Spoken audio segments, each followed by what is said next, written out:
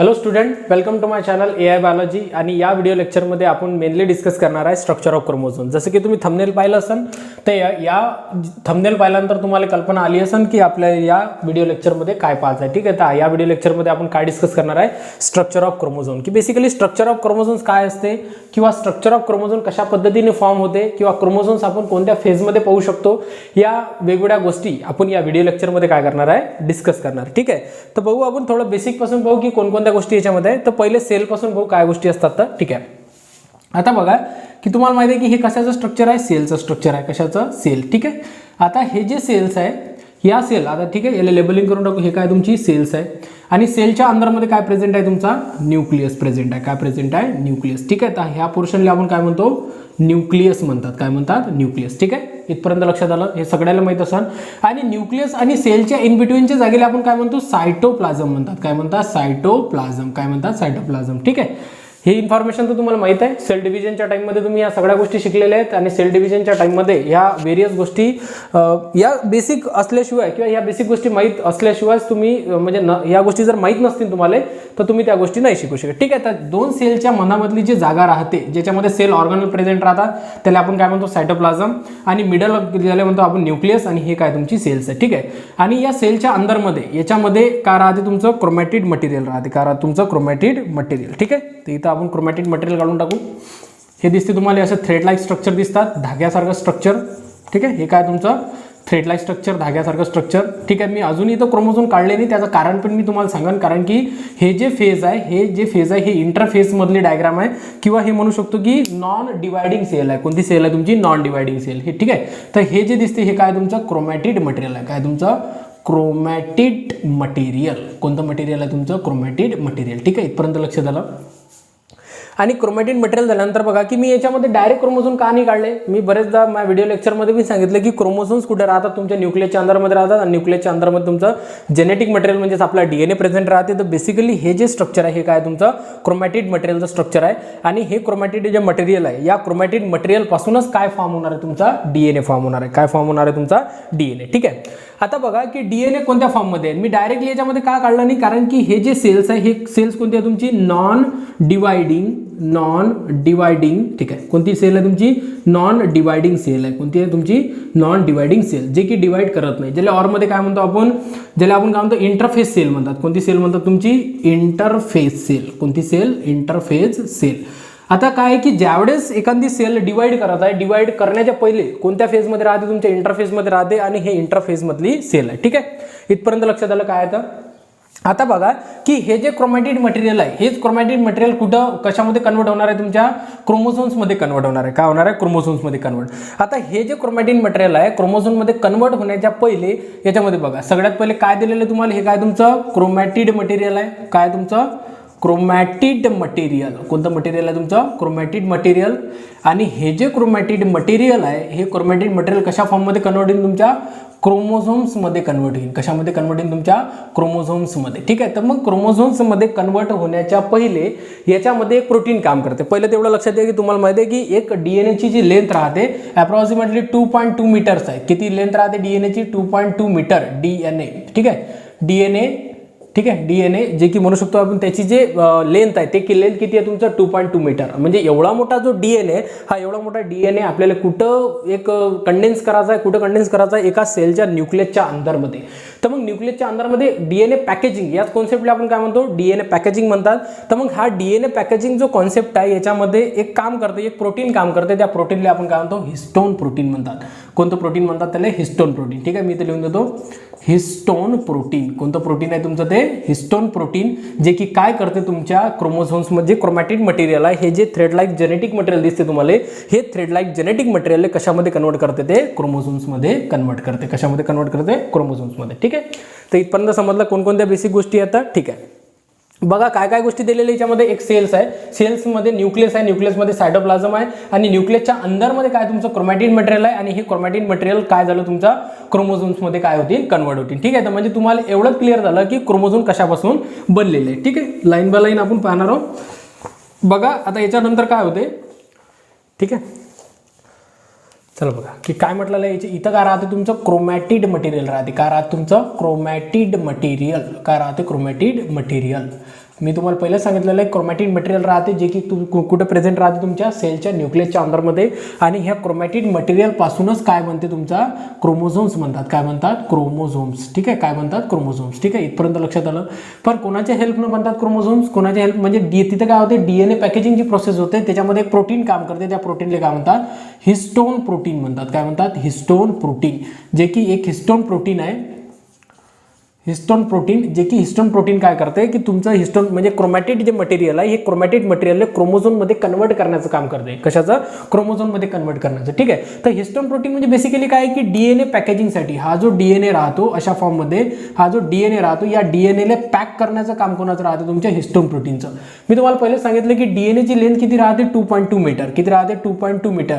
आणि 2.2 मीटरवाला जे chromatid material आहे किंवा DNA आहे त्या DNA तुमच्या एका सेलच्या न्यूक्लियसच्या अंदरमध्ये तुम्हाला माहिती आहे की आपल्याला सेल नेकेड आईजनं दिसू नाही शकत, त्याच्यामध्ये न्यूक्लियसचा तर विषयच नाही आहे. आणि न्यूक्लियसच्या अंदरमध्ये जे क्रोमोझोम्स आहेत त्याच्या अंदरमध्ये DNA राहते. तर एवढा 2.2 मीटर एवढा जर DNA आपल्याला पॅक करायचा असेल तर त्यासाठी काहीतरी हेल्प लागेल. तर त्यासाठी हिस्टोन प्रोटीन राहते जे की प्रोटीन्स काय काम करणार आपल्यासाठी? DNA पॅकेजिंगचं काम करणार. लक्षात इथपर्यंत. मग काय केलं जाईल? इथं DNA पॅकेजिंग केलं जाईल.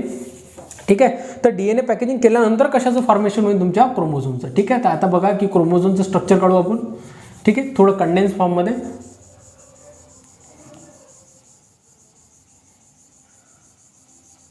ठीक आहे, कसं स्ट्रक्चर आहे तुमच्या क्रोमोझोमचं स्ट्रक्चर आहे. आता बघा की हे वरचा आर्म झाला आणि त्यानंतर हा काय झाला तुमचा खालचा आर्म. कशाचा? तुमच्या क्रोमोझोमचा. क्रोमोझोमचा आर्म झाला. हे काय तुमचं क्रोमॅटिड मटेरियल आहे, याला काय म्हणतो आपण? ठीक आहे, तर पहिलेपासून लेबलिंग व्यवस्थित करून टाकू. वरच्या ज्या आर्मले काय म्हणतात? पी आर्म्स म्हणतात. काय म्हणतात? P arms. ठीक आहे, इथपर्यंत लक्षात आलं. त्यानंतर जो खालचा आर्म्स आहे त्याला काय म्हणतो आपण? क्यू आर्म म्हणतो. काय म्हणतो? Q arm. ठीक आहे, इथपर्यंत लक्षात आलं. क्रोमोझोमच्या वरच्या स्ट्रक्चरला काय म्हणतात? पी आर्म्स म्हणतात आणि क्रोमोझोमच्या खालच्या स्ट्रक्चरला काय म्हणतात? क्यू आर्म्स म्हणतात.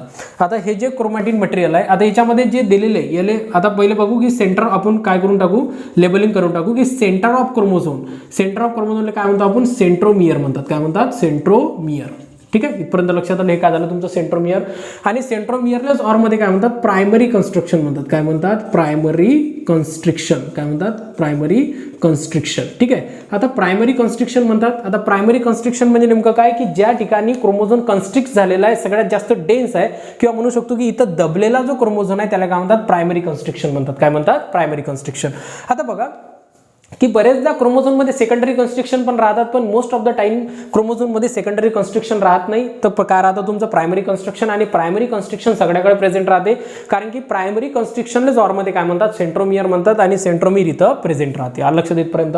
आता बघा की सेंट्रोमियरच्या इथं मध्ये एक डिस्क लाईक स्ट्रक्चर राहते. अशा पद्धतीने मी स्ट्रक्चर काढलेलं आहे. जर तुम्ही व्यवस्थित 3D मध्ये जर क्रोमोझोमचं व्यवस्थित जर डायग्राम बघितली तर तुम्हाला या ठिकाणी या साईडला एक डिस्क लाईक स्ट्रक्चर दिसते. त्या डिस्क लाईक स्ट्रक्चरला काय म्हणतात? कायनेटोकोर म्हणतात. सर कायनेटोकोर म्हणतात. कायनेटोकोर. ठीक आहे, इथपर्यंत लक्षात आलं. हे काय झालं तुमचे? कायनेटोकोर. आणि हे कायनेटोकोर्स याचं लक्षात ठेवा की याचं एक फंक्शन आहे. बरेचदा याचा MCQ विचारला जाते. तर कायनेटोकोर्स काय म्हणजे मेन फंक्शन काय कायनेटोकोरचा? तर बेसिकली काय की हे एक डिस्क लाईक स्ट्रक्चर आहे. या डिस्क लाईक स्ट्रक्चरमध्ये ज्यावेळेस सेल डिवाइड होतात काय होतात? सेल डिवाइड एक प्रोसेस आहे ज्याला आपण काय म्हणतो? सेल डिव्हिजन प्रोसेस म्हणतात. आणि हे जे सेल डिव्हिजन प्रोसेस आहे या सेल डिव्हिजन प्रोसेसमध्ये एका सेलमध्ये 2 सेल बनत असताना याच्यामध्ये ज्यावेळेस जेनेटिक मटेरियल सेपरेट होते, क्रोमोझोम ज्यावेळेस सेपरेट होतात, ज्याला डायट क्रोमोझोम म्हणतो आपण, समोर डिस्कस करणार आहे. Monod chromosome. हा जो क्रोमोझोम काढलेला आहे हे कोणता क्रोमोझोम आहे तुमचा? मोनाड. कोणता क्रोमोझोम आहे तुमचा? मोनाड क्रोमोझोम आहे. हा मोनाड क्रोमोझोम. ठीक आहे, मोनाड क्रोमोझोम. आणि हा जो मोनाड क्रोमोझोम आहे म्हणजे बेसिकली काय याच्याकडे जे की एकच प्रेझेंट आहे. लक्षात एक जे म्हणू शकतो की आपल्या क्रोमॅटिड आहे, एकच क्रोमॅटिड प्रेझेंट आहे. याच्यामध्ये डबल क्रोमॅटिड प्रेझेंट आहे म्हणून याला काय म्हणतात? मोनाड क्रोमोझोम्स म्हणतात. आणि हे जे मोनाड क्रोमोझोम आहे जेव्हा डायट होतात, डबल जेनेटिक मटेरियल आहे त्यावेळेस इथं स्पिंडल फायबर अटॅच होतात. तर मग स्पिंडल फायबर कोणत्या साईडला अटॅचमेंट होतात? कोणत्या साईडला? तर ह्या कायनेटोकोर साईड राहते ज्याच्यामध्ये काय अटॅचमेंट होतात? तुमचे स्पिंडल फायबर अटॅचमेंट होतात. आणि हेच फंक्शन आहे तुमच्या कायनेटोकोरचं जे की तुमचे काय करतात? स्पिंडल फायबर अटॅचमेंट होतात. लक्षात येतपर्यंत. ठीक आहे, अगेन याच्यामध्ये काय दिलेलं आहे की हे जे दिसते तुम्हाला हे आहे तुमचं क्रोमोनेमाटा. काय तुमचं? क्रोमो. ठीक आहे, काय दिलेलं आहे तुमचं? क्रोमोनेमाटा. क्रोमोनेमाटा. ठीक आहे, आता क्रोमोनेमाटा बेसिकली काय? तुमचा DNA. काय तुमचा? DNA किंवा ज्याला आपण काय म्हणू शकतो? त्याचं जेनेटिक म्हणजे जे की क्रोमॅटिक मटेरियल आहे ते पण त्याला पण काय म्हणतो आपण? क्रोमॅटिड मटेरियल म्हणतो. काय म्हणतो? Chromatid material. जे की क्रोमॅटिक मटेरियल आहे त्यालाच आपण मटेरियल, ठीक आहे, क्रोमॅटिन मटेरियल ज्याला काय म्हणतो आपण क्रोमोनेमाटा म्हणतात. काय म्हणतात? क्रोमोनेमाटा. जर क्रोमोझोमच्या अंदरमध्ये जे जेनेटिक मटेरियल राहते त्याला क्रोमोनेमाटा असे म्हणतात. आलं लक्षात?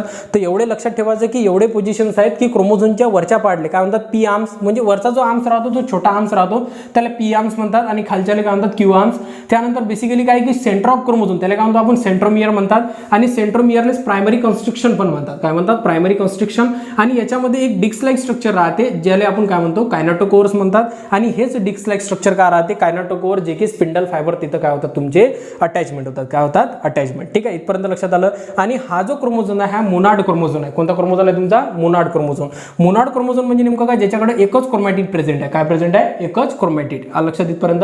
म्हणजे याचं डुप्लिकेशन झालं नाही किंवा डीएनए सिंथेसिस झालं नाही याच्यामध्ये, म्हणजे काय म्हणू शकतो की डबल किंवा म्हणू शकतो की डायड क्रोमोझोम्स हा अजून बनलेला नाही. आपण ते पण या व्हिडिओ लेक्चरमध्ये काय करणार आहे? डिस्कस करणार आहे. ठीक आहे, तर लक्ष द्या इकडे.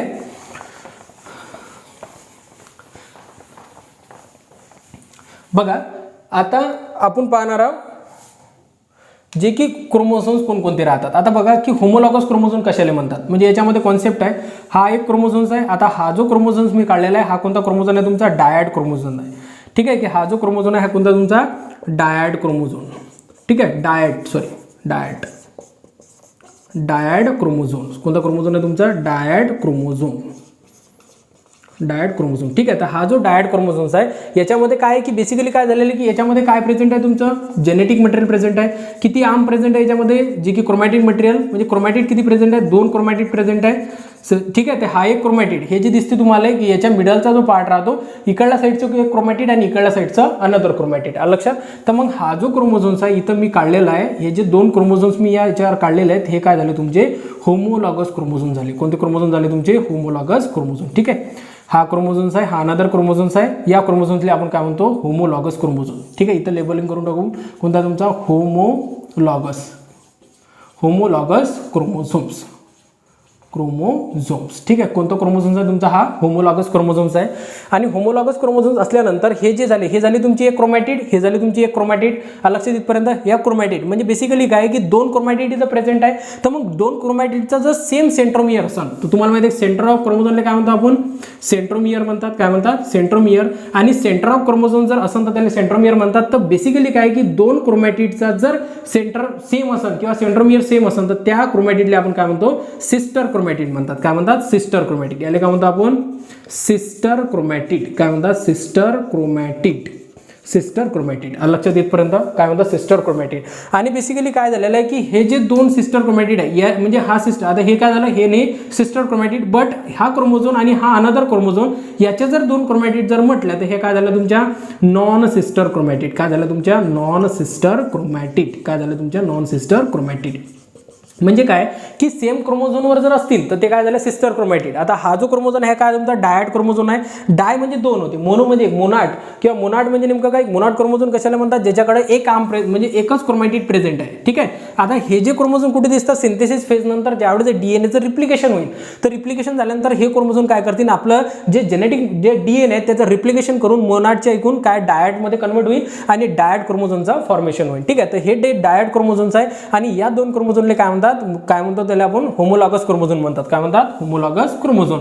आणि होमोलॉगस क्रोमोझोम झाल्यानंतर त्याच्यामध्ये मिडल ऑफ क्रोमोझोमला सेंट्रोमियर म्हणतात. आणि जर तुमचे सेम आर्म्स असतील तर ते काय झाले तुमचे? Sister chromatid. आणि जर तुमचे त्यानंतर जे की अनदर क्रोमोझोमच्या जर असतील तर ते काय झाले तुमचे?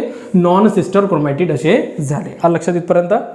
ठीक आहे, तर इथपर्यंत. बाकीचं आपण नेक्स्ट लेक्चरमध्ये पाहणार आहोत की classification of chromosome according to centromere. म्हणजे 4 टाईपचे क्रोमोझोम्स राहतात, ते क्रोमोझोम्स आपण याच्या नंतरच्या व्हिडिओमध्ये काय करणार आहे? डिस्कस करणार आहे. ठीक आहे, तर एवढं समजलं? ओके, धन्यवाद.